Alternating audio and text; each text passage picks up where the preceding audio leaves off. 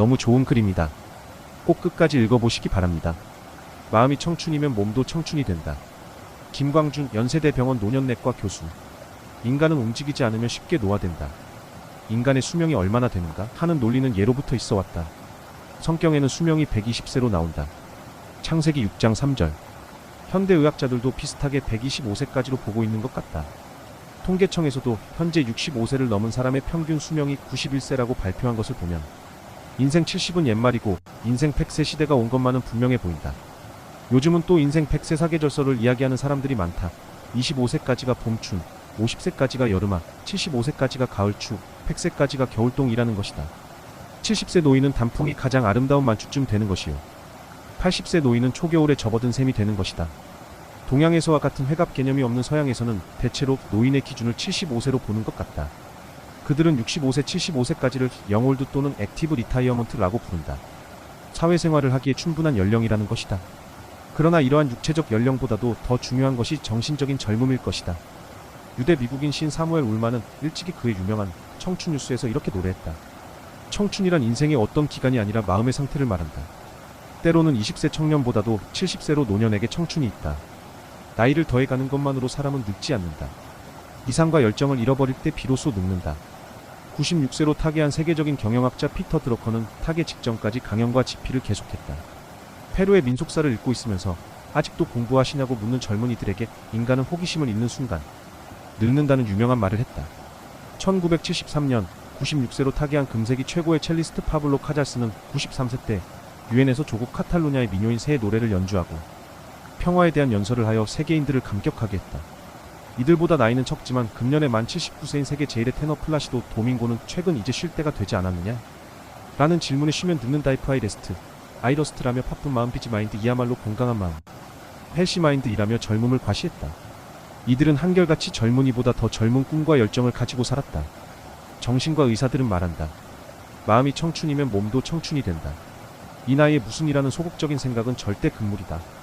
노령에도 뇌세포는 증식한다. 죽을 때까지 공부하라. 확실히 늙음은 나이보다도 마음의 문제인 것 같다. 물론 생사는 우리 마음대로 할 수 있는 것이 아니다.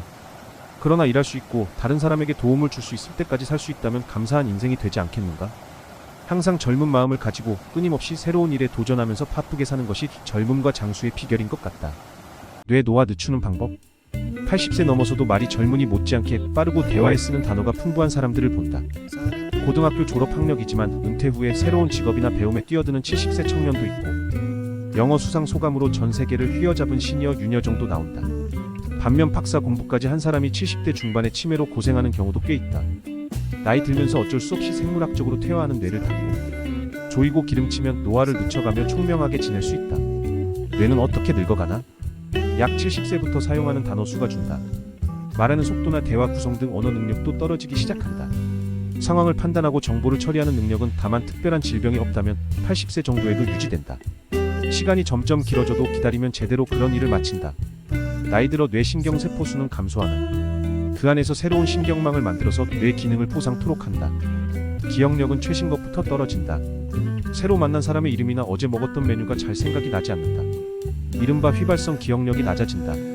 70세가 넘어가면 뇌 혈류량이 젊었을 때보다 20% 정도로 감소한다.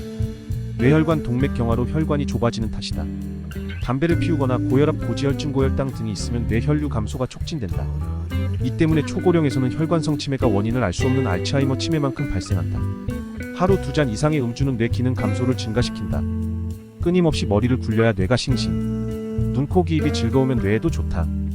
보기에 좋은 것을 많은 사람이 보고 즐거운 것을 많이 듣고 맛있는 음식을 자주 먹으면 뇌에 좋다는 의미다. 시력을 잃으면 사물을 잃고 청력을 잃으면 사람을 잃는다는 말이 있듯이 뇌는 시력과 청력의 자극으로 움직인다. 청력이 떨어지면 포청기로 만회하고 시야가 뿌얘지면 백내장 수술 등으로 시력과 시야를 회복시켜야 한다. 모두 뇌를 위해서다. 맛을 음미하며 씹어먹는 식사가 뇌를 크게 자극한다. 이를 위해 위아래 맞물리는 치아를 최대한 많이 보존해야 한다. 치아를 잃었으면 임플란트로 채워 씹는 능력을 유지해야 한다. 호기심은 뇌를 끝까지 작동시키는 온 스위치다. 매일 다니던 길거리를 산책하더라도 평소와 다르게 새로 바뀐 게 있는지 유심히 관찰하며 다니는 게 좋다.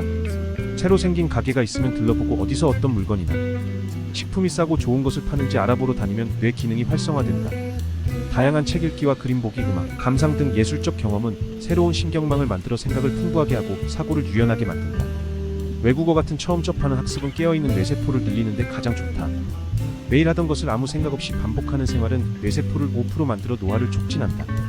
카드놀이, 낱말 맞추기, 산수풀이 등 일부러 시간 내어 머리쓰기를 꾸준히 하는 게 좋다. 고스톱, 파크, 골프 같은 게임은 최고다. 여러 사람과 지속해서 교류하는 것도 뇌를 깨운다. 대화에 참여하려면 뉴스도 자세히 보게 되고 바깥 출입하려면 옷, 매무새도 챙기게 된다. 거동이 불편해지는 초고령에서는 멀리 있는 친구나 식구보다 동네에서 어울리는 사람들이 더 소중하다. 나이가 많이 들수록 학연, 혈연, 직장 등 연고 중심 어울림보다 지역 중심 어울림을 늘려야 한다. 뇌는 저수지와 같다. 평소에 저수지에 물이 충분히 차 있으면 가뭄이 와도 버틴다. 일상에서 머리를 끊임없이 굴리고 오감을 즐겁게 하며 살면 뇌가 싱싱해진다. 출처 김광준 연세대 병원 노년내과 교수. 지인에게 받은 글입니다. 감사합니다.